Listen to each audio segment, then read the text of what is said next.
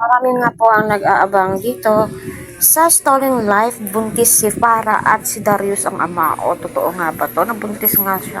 Kasi second round sila ni Darius, no? Nasa katawan pa siya ni Lucy, ano. So, may posibilidad po talaga, no? So, panoorin po natin to. Lang, ito, buntis ako. Kita mo?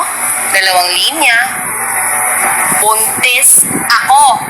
At ikaw ang ama.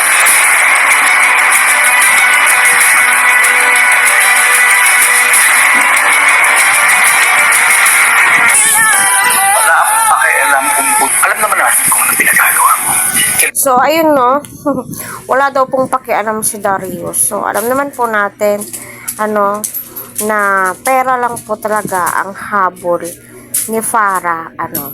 So, wala nga pong nagawa itong si Lucy, kundi tumingin na lang kay Darius, ano, kasi alam naman po natin, napakabait po talaga ni Lucy kahit na inapakan na po siya ni Farah, ano. So, nakakalungkot matapos na to.